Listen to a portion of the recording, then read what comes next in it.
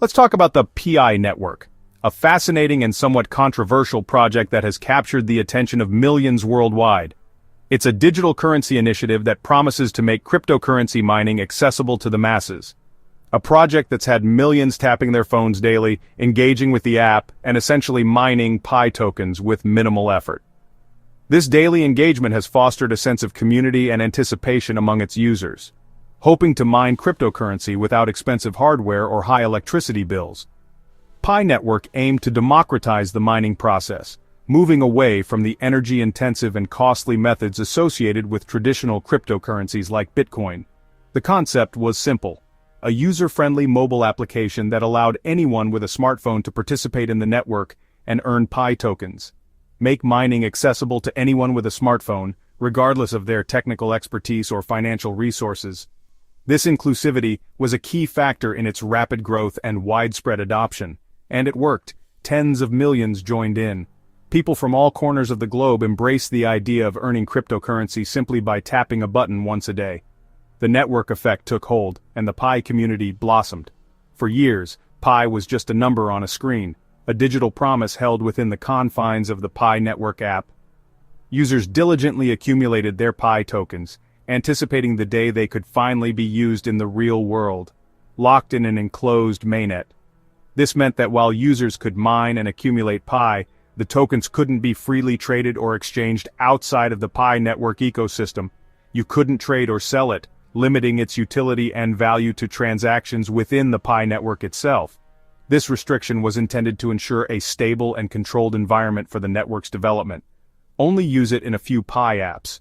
These apps, developed within the Pi network ecosystem, offered limited use cases for the tokens, such as purchasing goods or services from other Pi users.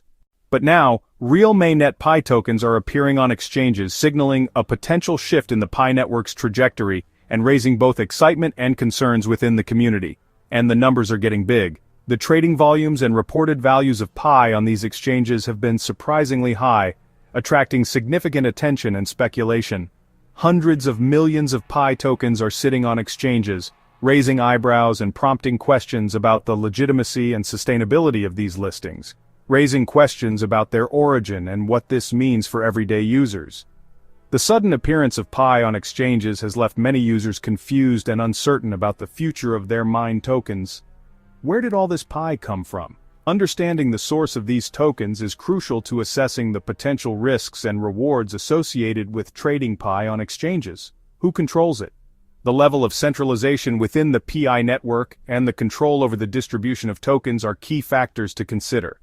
And what does it mean for those who've been mining for years?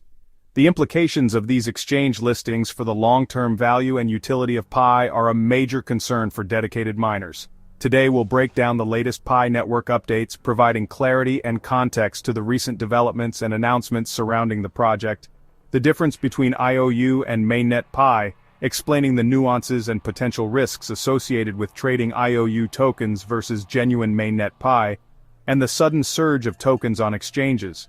We'll analyze the factors contributing to this surge and its potential impact on the Pi network ecosystem.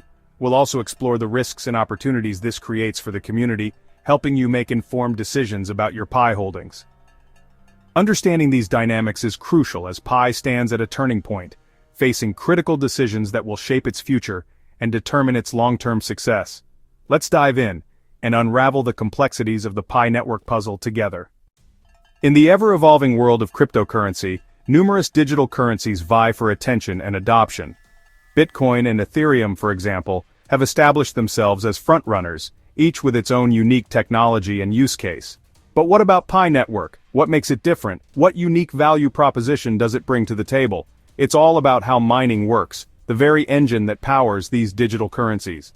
The process of mining is fundamental to how new units of a cryptocurrency are created and how transactions are verified on the blockchain. Traditional mining, as seen with Bitcoin and other proof-of-work cryptocurrencies, needs powerful computers and lots of energy. These mining operations often involve vast server farms consuming massive amounts of electricity. This creates a significant barrier to entry, out of reach for most people. The cost of specialized hardware and the ever-increasing electricity bills make it difficult for the average individual to participate in the mining process. Pi flipped the script, challenging the conventional approach to cryptocurrency mining.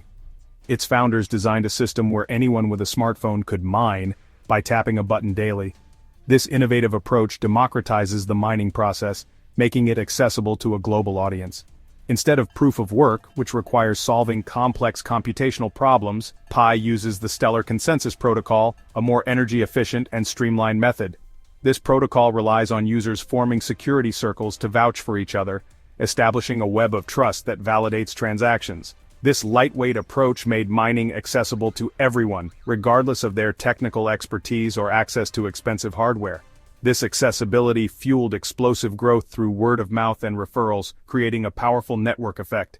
The ease of participation encouraged widespread adoption, rapidly expanding the Pi network community. The goal: distribute Pi widely before it gains value, ensuring a more equitable distribution of the cryptocurrency. This strategy aims at avoiding the wealth concentration seen in other cryptos, where a small percentage of holders control a large portion of the supply.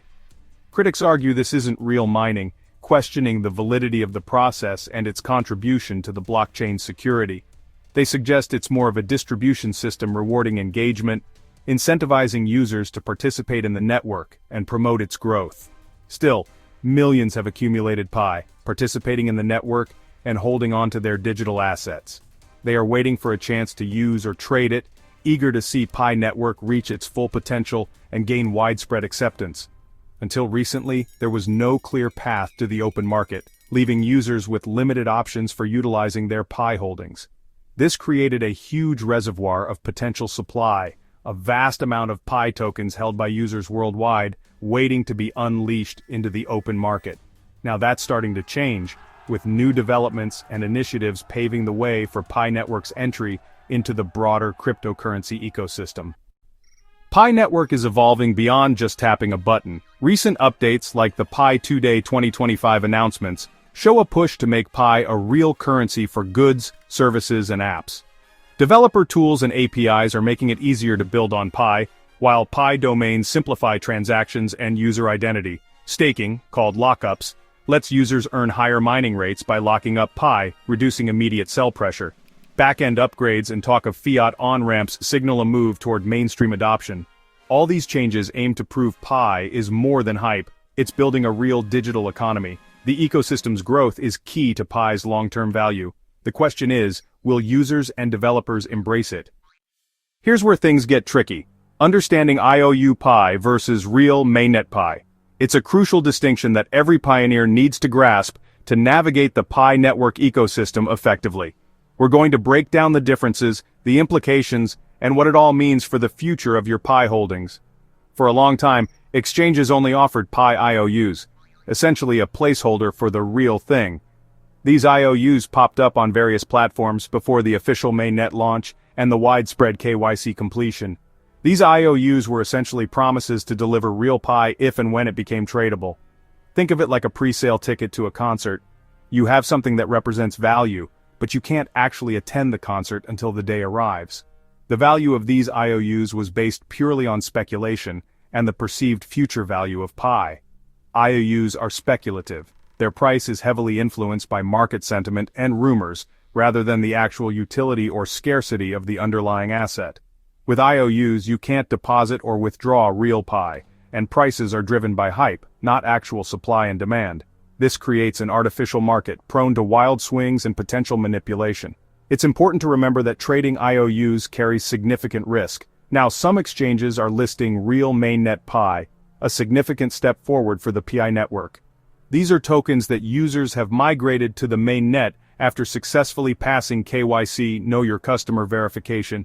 This means these tokens are tied to real individuals who have proven their identity to the network.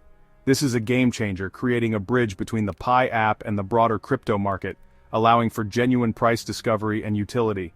It marks a transition from a closed ecosystem to a more open and integrated one. Still, most users can't trade yet.